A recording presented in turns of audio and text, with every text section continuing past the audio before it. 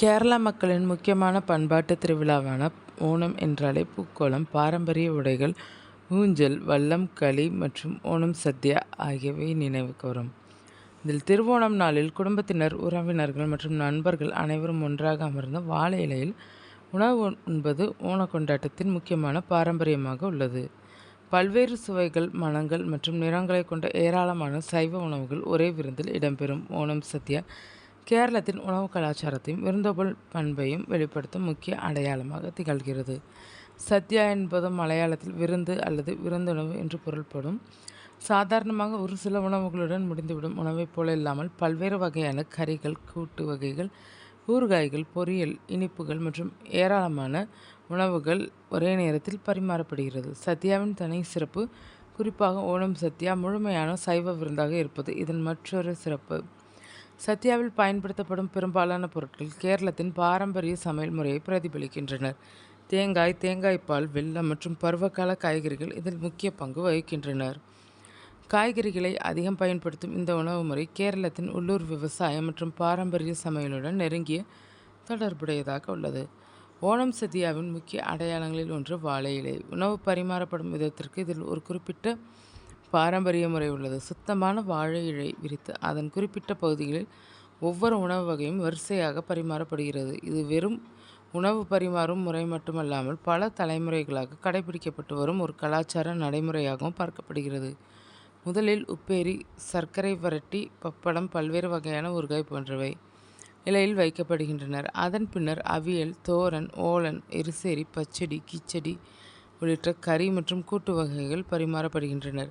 பின்னர் சூடான சாதத்துடன் பருப்பு மற்றும் நெய், சாம்பார், ரசம், மோர் என உணவு அடுத்தடுத்த கட்டங்களாக வழங்கப்படுகிறது.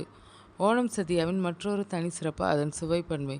இனிப்பு, புளிப்பு, உப்பு, கசப்பு, துவர்ப்பு மற்றும் காரம் என பல்வேறு சுவைகள் ஒரே விருந்தில் இடம்பெறுகின்றன.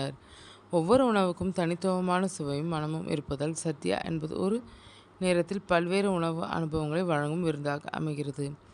அவியலில் பல்வேறு காய்கறிகளுடன் தேங்காய் கலவை இடம்பெறுகிறது. தோரன் போன்ற உணவுகளில் தேங்காய் மற்றும் காய்கறிகளின் சேர்க்கை முக்கியத்துவம் பெறுகிறது. ஓலன், எரிசேரி, பச்சடி, கிச்சடி போன்ற உணவுகள் சத்யாவின் சுவை மற்றும் வகைமையை மேலும் அதிகரிக்கின்றனர். சில பகுதிகள் மற்றும் குடும்பங்களின் பாரம்பரியத்தை பொறுத்து சத்யாவில் இடம்பெறும் உணவு வகைகளிலும் சிறிய வேறுபாடுகள் காணப்படுகின்றன. சத்யாவில் கறி வகைகள் பரிமாறப்பட்ட பிறகு சாதத்துடன் பல்வேறு குழம்புகள் மற்றும் பருப்பு வகைகள் வழங்கப்படுகின்றன. முதலில் பருப்பு மற்றும் நெய் சேர்த்து சாப்பிடுவது வழக்கமாக உள்ளது. அதன் பின்னர் சாம்பார், ரசம் மற்றும் இறுதியில் மோர் போன்றவை பரிமாறப்படுகின்றன. ஒவ்வொரு கட்டத்திலும் உணவின் சுவை மாறுபடுவதால் சத்யா விருந்து மெதுவாகவும் ரசித்தும் சாப்பிடும் அனுபவமாக அமைகிறது. உணவு வகைகளின் வரிசையும் பரிமாறப்படும் முறையும் சத்யாவின் பாரம்பரியத்தை தலைமுறையாக பாதுகாக்க உதவுகின்றன. ஓணம் சத்யா என்றாலே பாயாசம் மற்றும் பிரதமன் இல்லாமல் முழுமையடையாது. விருந்தின் இறுதியில் பரிமாறப்படும் இனிப்பு வகைகள் சத்யாவின் முக்கியமான பகுதியாக உள்ளனர்.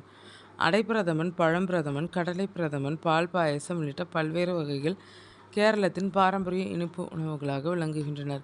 குறிப்பாக வெல்லம், தேங்காய்ப்பால் மற்றும் தேங்காய் போன்ற பொருட்களை பயன்படுத்தி தயாரிக்கப்படும் பிரதமன் வகைகள் ஓணம் சத்யாவில் முக்கியத்துவம் பெறுகின்றனர். சில குடும்பங்களில் தலைமுறைகளாக பின்பற்றப்படும் பிரத்யேக பாயாசம் அல்லது பிரதமன் செய்முறைகளும் உள்ளனர். இதனால் ஒரு வீட்டின் சத்யா மற்றொரு வீட்டின் சத்யாவிலிருந்து சுவையிலும் தயாரிப்பு முறையிலும் மாறுபடலாம். ஓணம் சத்யா உணவின் சுவைக்காக மட்டுமல்லாமல் மக்களை ஒன்றிணைக்கும் தன்மைக்காகவும் முக்கியத்துவம் பெறுகிறது. ஓணம் நாளில் குடும்ப உறுப்பினர்கள் அனைவரும் ஒன்றாக அமர்ந்து உணவு சாப்பிடுவது குடும்ப உறவை வலுப்படுத்தும் ஒரு நிகழ்வாக பார்க்கப்படுகிறது.